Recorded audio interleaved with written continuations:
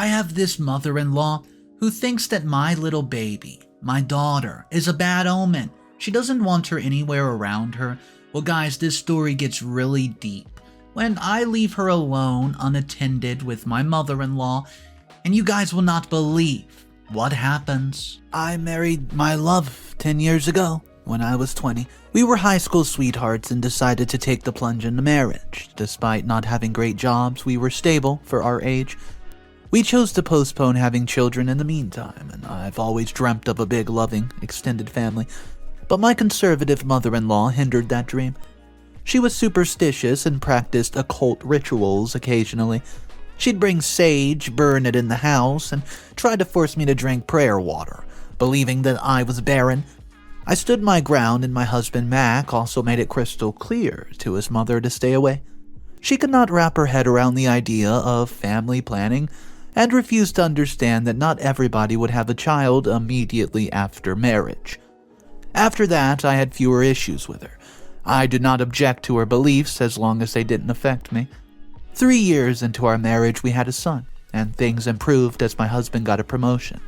We shared the news at the baby shower, but my mother-in-law attributed our success to her occult prayer, causing tension.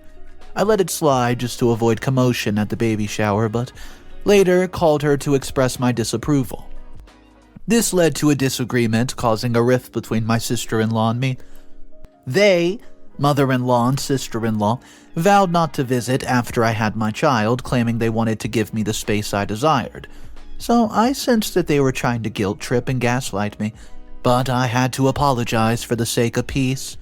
This continued with her regularly, reminding me to partake in her superstitious beliefs. Despite my refusal, she would attribute any good happenings to her practice. For instance, after an easy delivery for Toby, Brenda came to the hospital making statements that my smooth delivery was due to drinking her prayer water. Even though I've received an epidural, I've always discarded those prayer waters, and her statement just upsets my mom. Brenda's behavior caused a scene. I had to plead with my mother not to cause a ruckus, and when I got home, Brenda was unhelpful with the baby, creating extra work by spilling the baby's milk and staining the baby's clothing.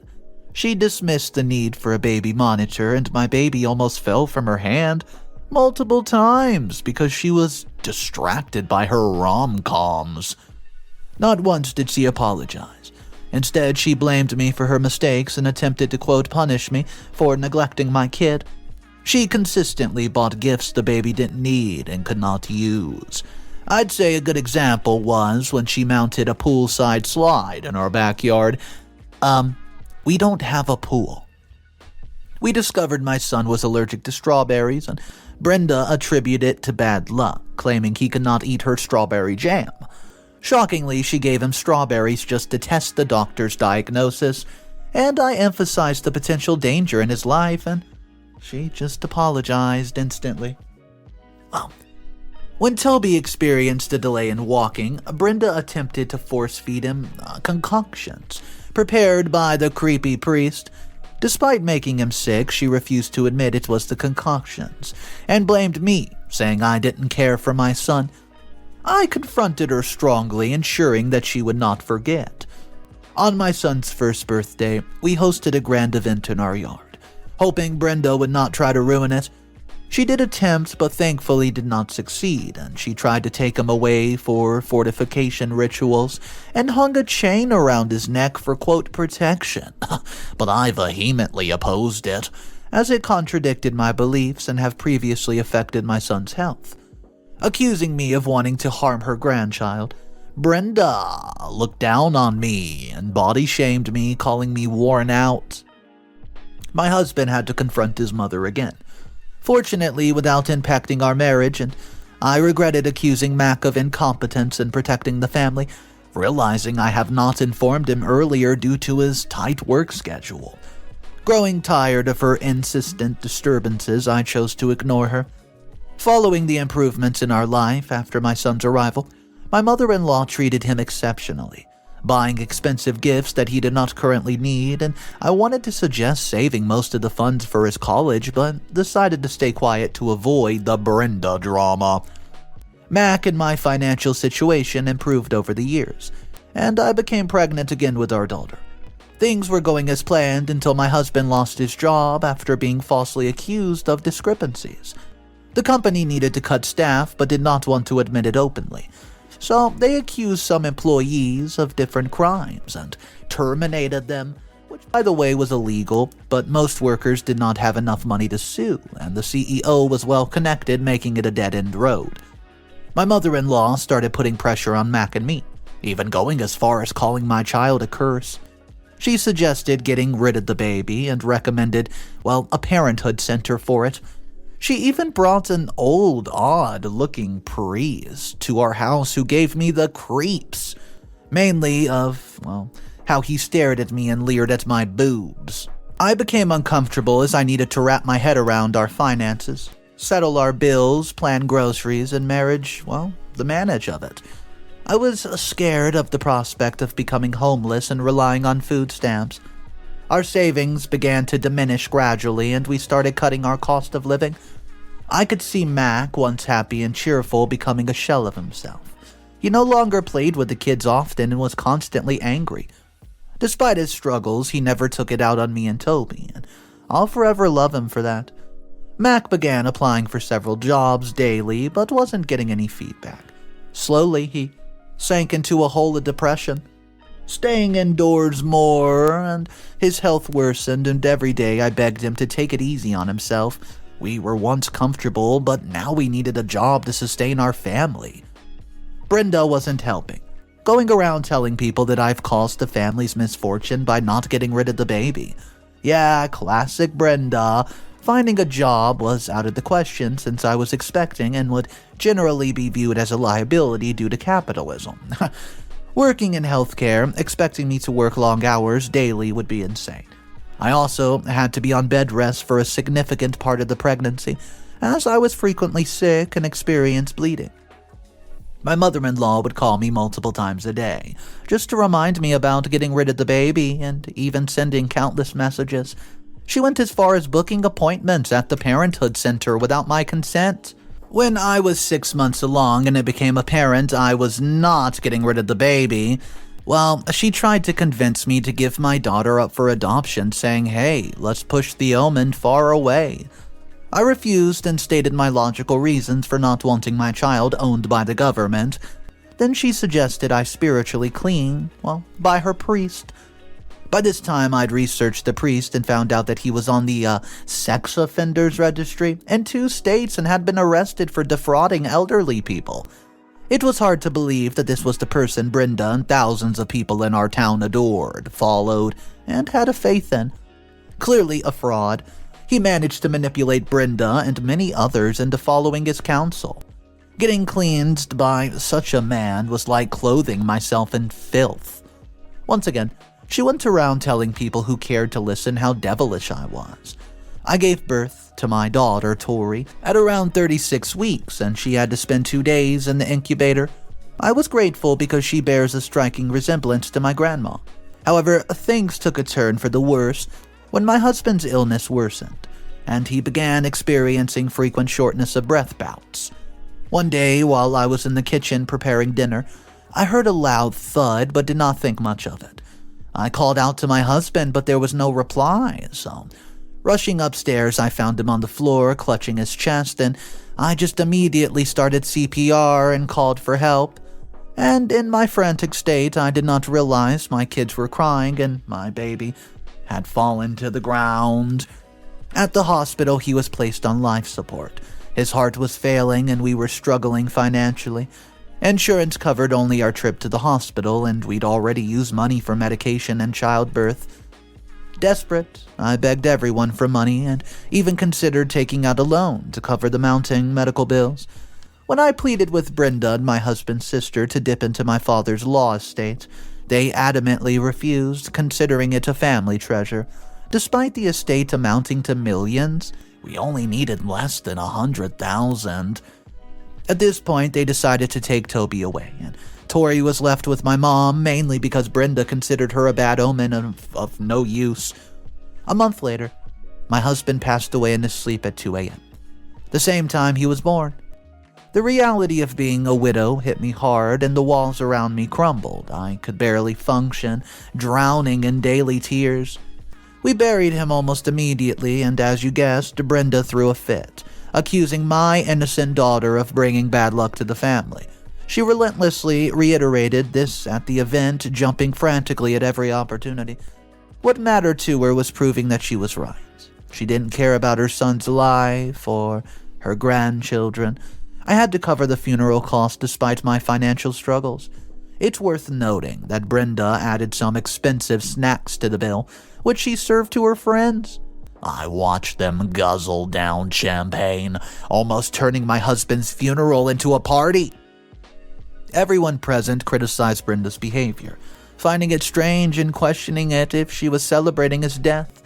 What a woman! Caring for 2 children alone was a struggle, and initially paying bills was tough. I had to cut back on most expenses and minimize the lifestyle I was used to.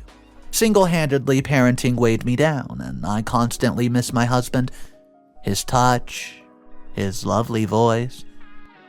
I battled depression and harmful thoughts, and just looking older and more haggard, I relied on my elderly parents for emotional and financial support.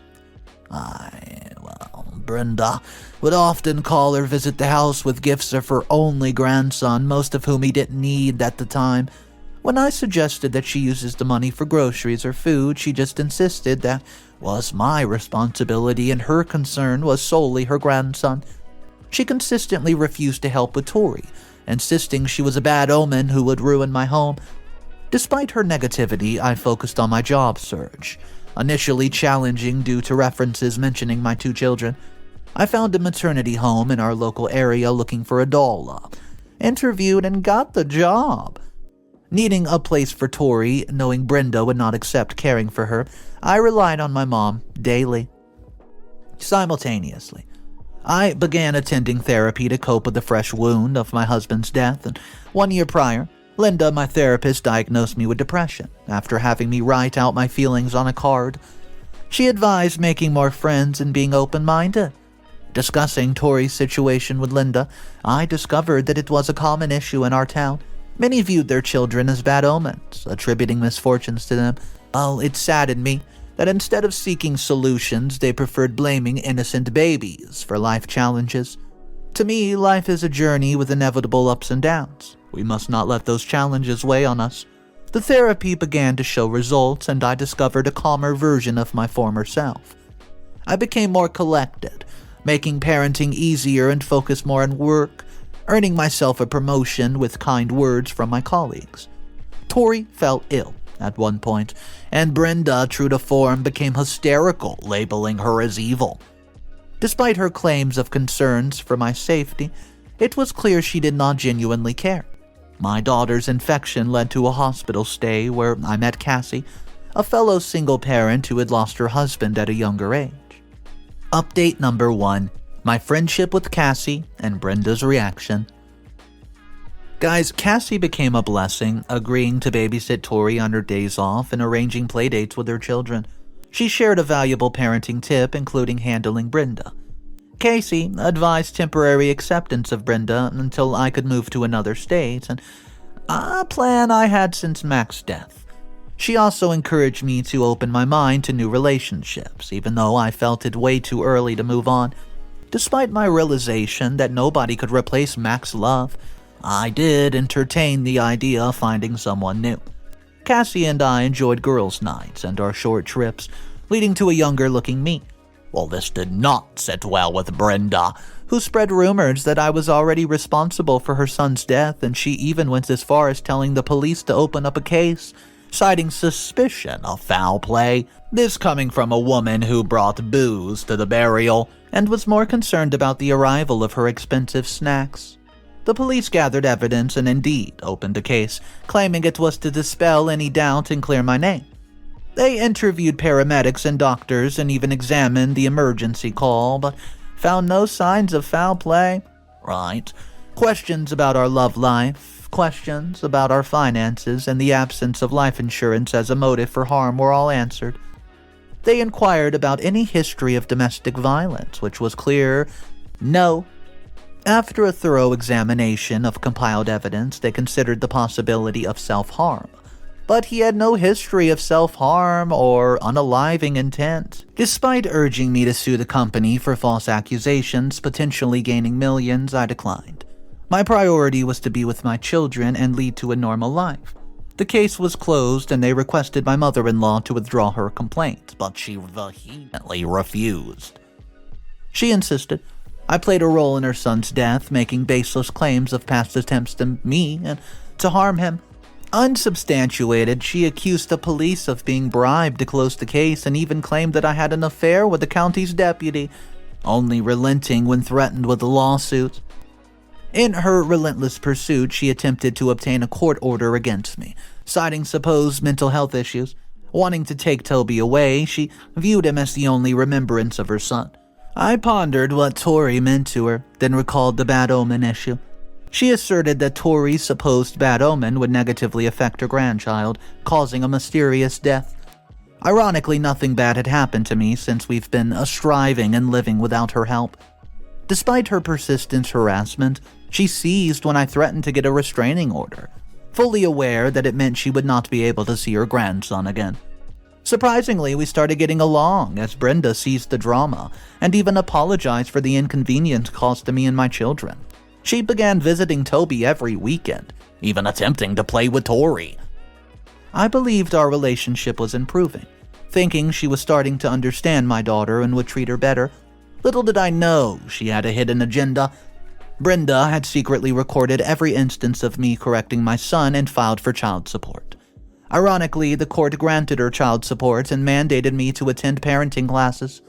I had to send court letters, requesting her presence at the hearing, but she cleverly removed her mail to avoid receiving them. Eventually, she was served a court notice and granted joint custody of my son. I finally had regular access to Toby, ensuring his well-being.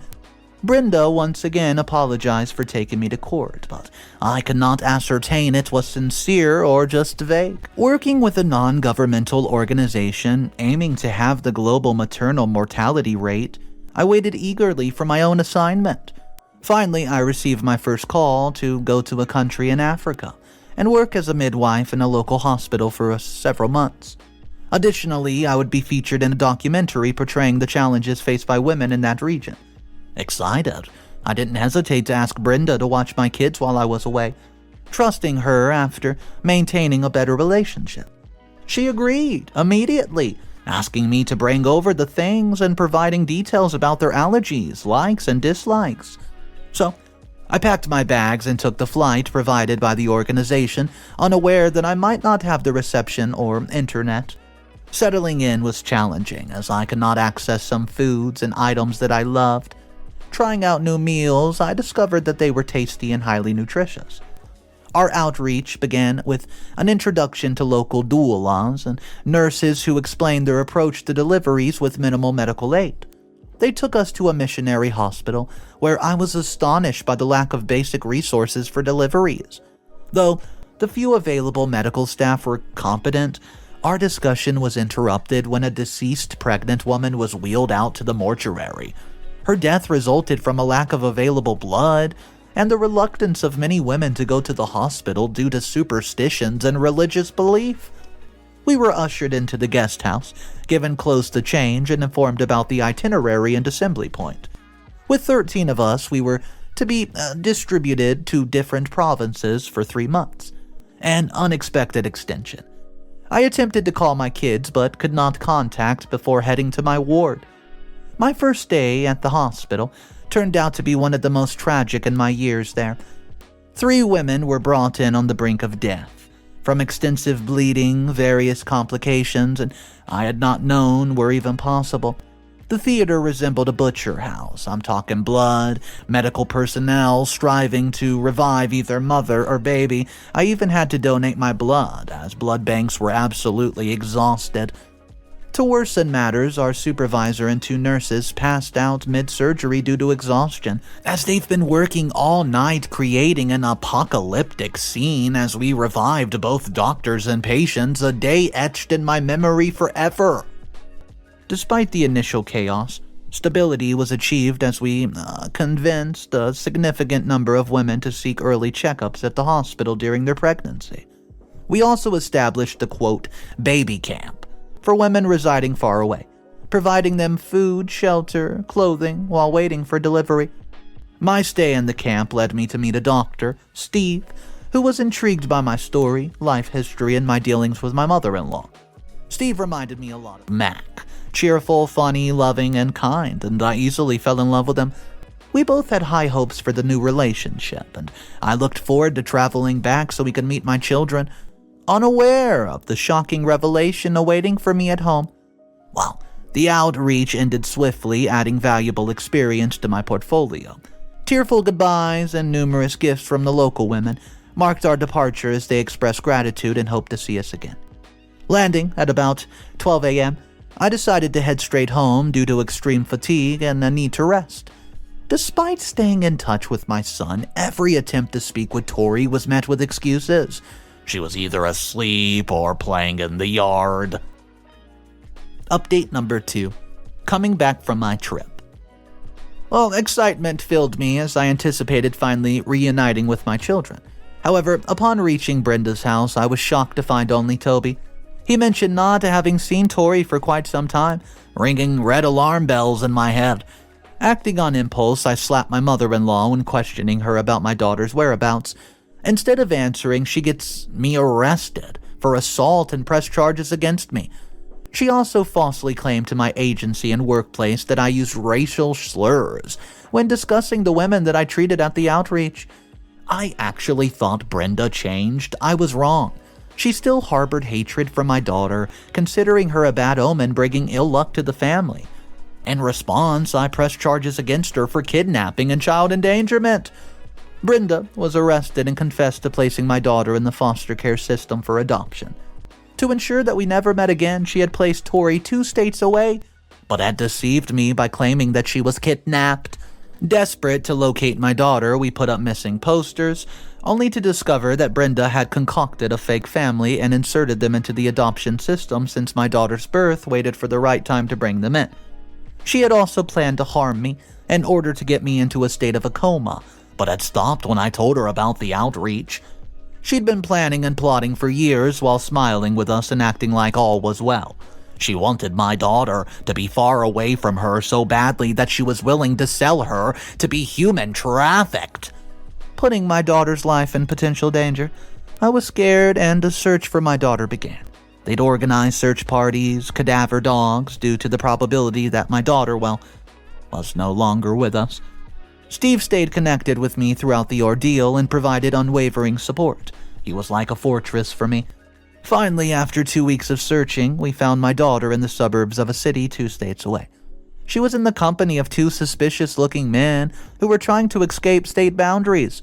I was terrified that she may have been assaulted, but I was relieved to discover that was not the case at all. However, she was starved and in poor health when we found her. She had to be put on some vitamins as she could not start on solids, and I now had to get both Tory and Toby with me, and I could not have asked for a happier family. My kids were equally excited to be with me, and they explained how Brenda starved them when I was away, and she was not even taking care of her favorite grandchild.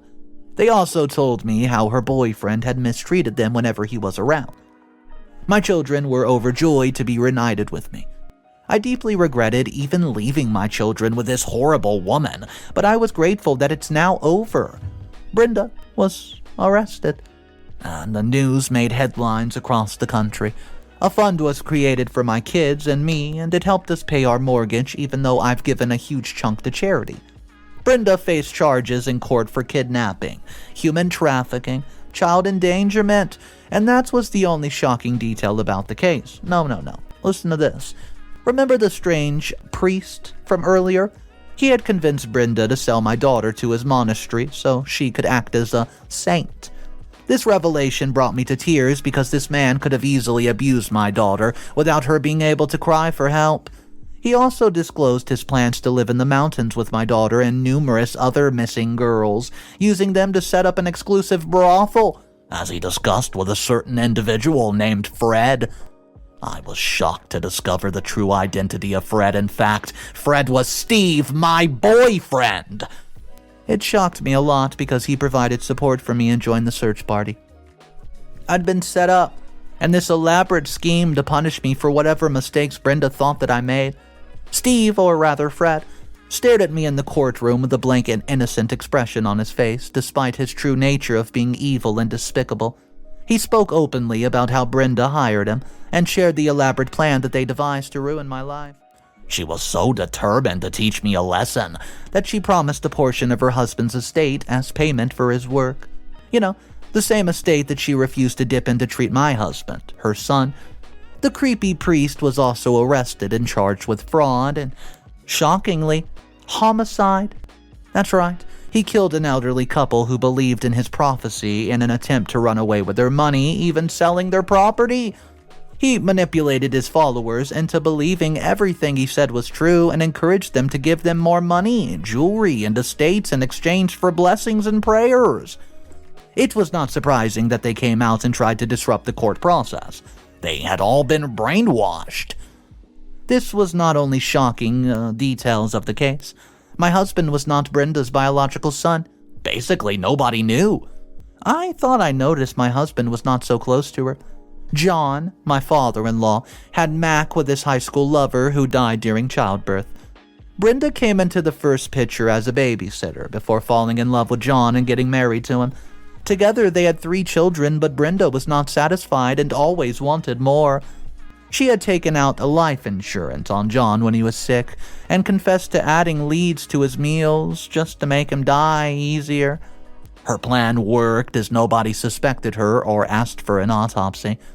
Brenda thought to kill John because she believed the estates would belong to her, but was shocked to find out Mac was the lead signatory to the estate, but examined the documents and found out his child could also be a signatory in case Mac died. This explains her fake love for Toby and her struggle to hold sole custody of him. During all of this, I frankly remembered John and Mac had a strained relationship at some point, so he was not at the reading of the will. She'd also thought about killing John, but he died before she actually finished the plan. The deputy launched an investigation into John's estate and found out that Brenda had sold numerous studio houses and apartments and kept the money to herself. While I was away, she'd withdrawn thousands and thousands of dollars from the treasury and given to the priest. She had an affair with the priest and they planned to live in the mountains together. I could not believe all that I've heard this past week, and started therapy again. Brenda, Fred, and the priest, whose name was Thomas, were sentenced to different jails, and Brenda got life imprisonment. She died a few months later after inflicting herself with a cut. She bled to death in isolation, and she refused to call for help and cleverly cut herself after the lights went out. She might have been a bad mother and stepmother, but I really felt bad that she had died in such a tragic way. I prayed for her soul to have peace and ensured that she was buried respectfully. The trial spanned 2 years. I found myself in and out of court daily. It was a complete horror, hearing testimony after testimony, confession after confession, like a can of canker worms being opened. I also had to enroll my children in therapy, as they were present during the initial trials, and I sensed that they were consistently sad, especially my daughter. Update number 3. Moving on. Hey guys, this is it. Finally, I got a new start in life, and I was happy to put it all behind me and just live joyfully with my children. I felt free after many years of fighting and having superstitions, belief rule my life. I decided to take a trip to the Caribbean islands where we planned to stay for 3 months, just to clear our heads. We visited monuments and took part in cultural festivities, and the people were very accepting of my children and my family. Sheila, our landlady, took us around, showing us off to people and dressing us up for the festivals. However, our trip was cut short because my mother, she had a heart attack and was on life support. My younger sister was frantic, and I feared for her because she was pregnant. So I get back home just as my mother was taken off the ventilator and was met with happy faces and an energetic mom. It was indeed a new dawn for me and my kids. The past few years have been tragic, and they've grown up with a lot of trauma. Therapy paid off, I'd say. Well, to say the least, we're doing well mentally and financially. The mortgage was paid, bills were sorted, and Toby was graduating from elementary school as the best student in his class.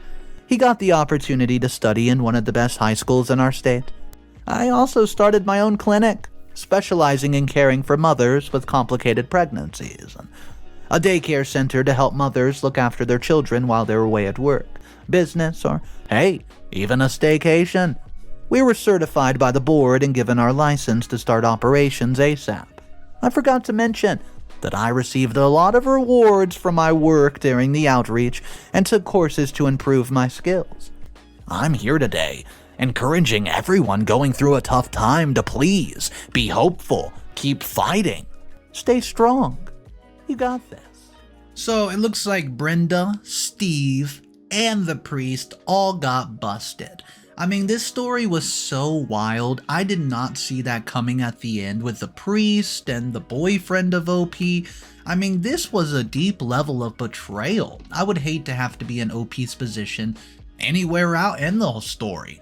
I want to know your thoughts about it though, guys, so drop your comments down below in our comment section and let's go ahead and just talk about it. My name's Mr. Reddito and I narrate stories like this every single day. So if you guys do want to be a part of these daily drama stories, go ahead, click that subscribe button.